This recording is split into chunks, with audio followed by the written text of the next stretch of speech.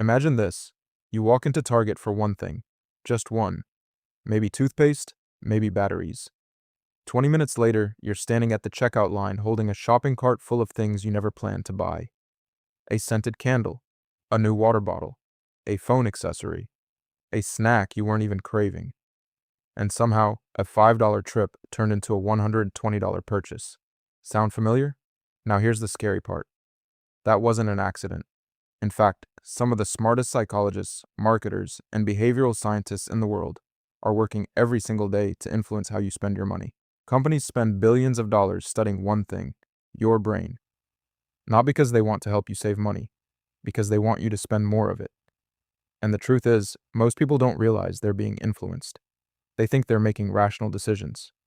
They think they're in control.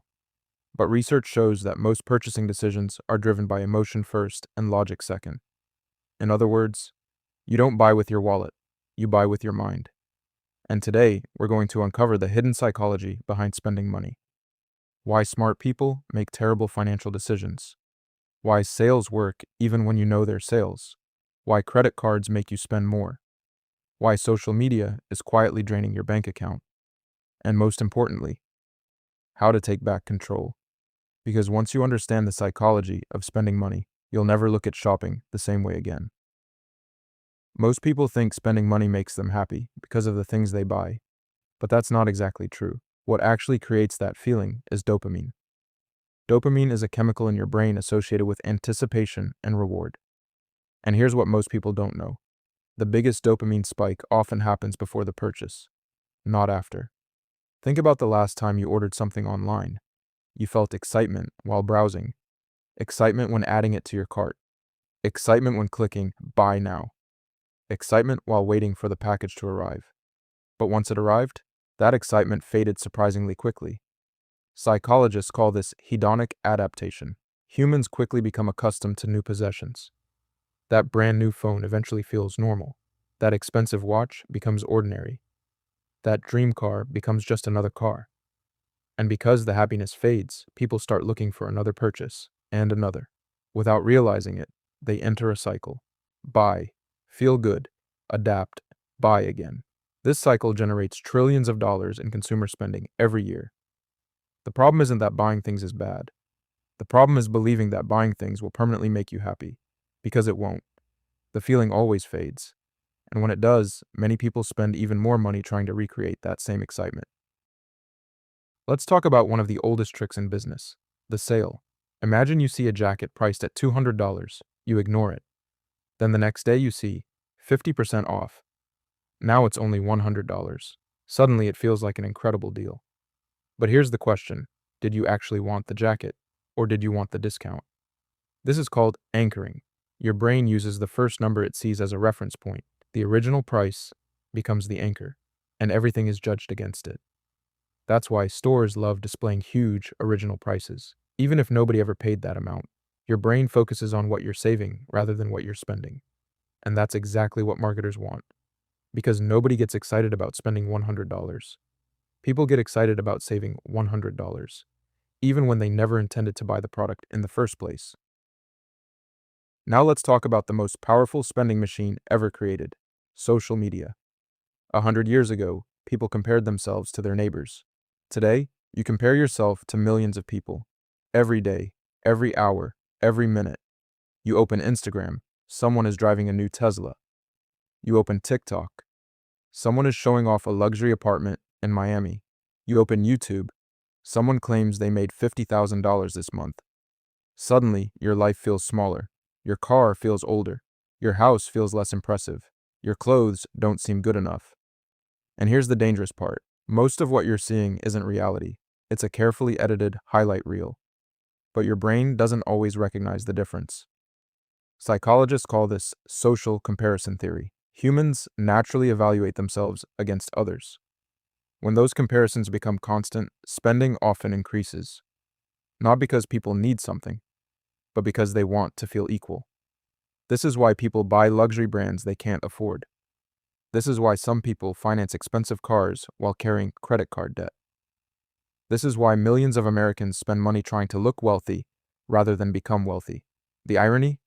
Many of the truly wealthy people spend less time showing off than people who are struggling financially. Real wealth is often quiet. Fake wealth is usually loud, and social media makes that distinction harder to see.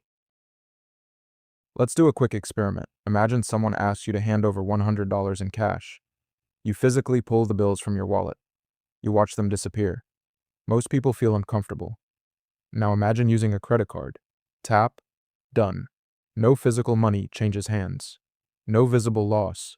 No emotional discomfort. And that's exactly why credit cards increase spending. Researchers have repeatedly found that people tend to spend more when using cards compared to cash, because cash creates what psychologists call the pain of paying. You literally feel the loss. Credit cards reduce that pain. The transaction feels almost invisible.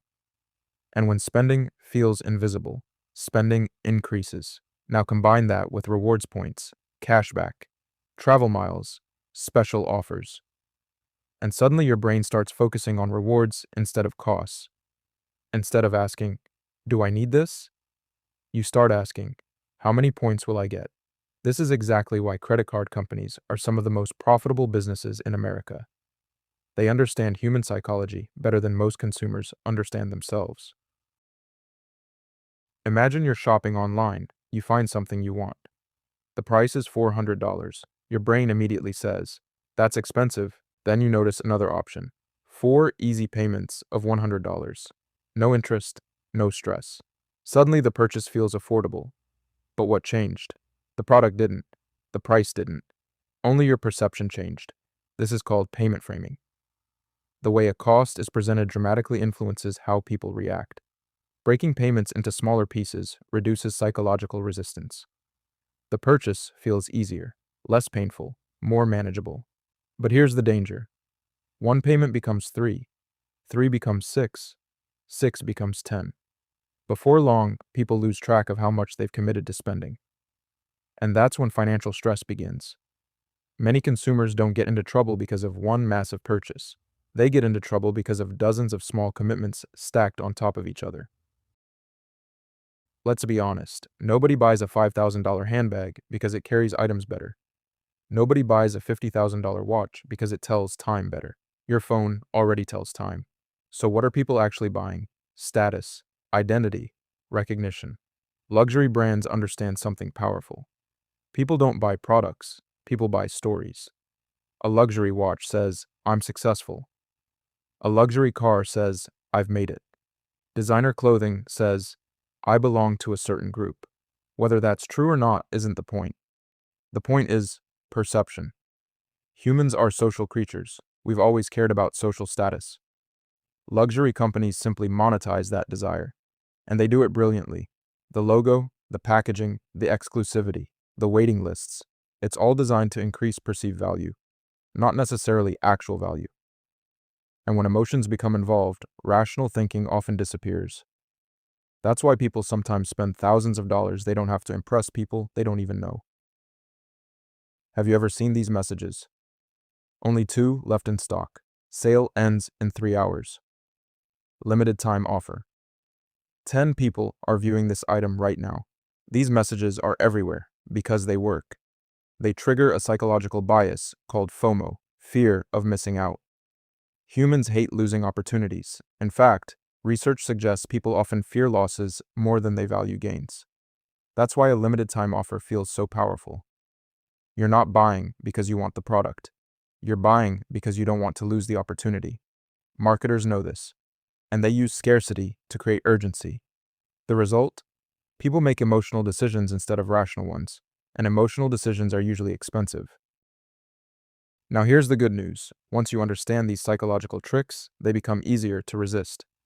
Start with the 24-hour rule. Whenever you want to buy something non-essential, wait 24 hours. For expensive purchases, wait 72 hours. You'll be surprised how many must-have items suddenly lose their appeal. Second, track every dollar you spend. Awareness changes behavior. You can't improve what you don't measure. Third, unsubscribe from marketing emails. Most purchases are triggered by reminders. Reduce exposure, reduce temptation. Fourth, stop comparing your life to strangers online. Remember, you're comparing your real life to someone else's highlight reel. That's not a fair comparison. And finally, focus on buying freedom instead of appearances. Every dollar saved and invested today creates options for your future. Every unnecessary purchase delays that freedom. The biggest battle with money isn't happening in the stock market. It isn't happening in the economy. And it isn't happening in your bank account. It's happening inside your mind. Because every day, companies compete for your attention, your emotions, and ultimately, your money. The people who win financially aren't always the smartest. They're often the people who understand their own psychology, the people who can delay gratification, the people who can resist emotional spending, the people who recognize when they're being influenced, and the people who choose long-term freedom over short-term pleasure. The next time you're about to buy something, pause for a moment. Ask yourself one question. Do I truly want this? Or has someone convinced me that I do? That single question could save you thousands of dollars and completely change your financial future.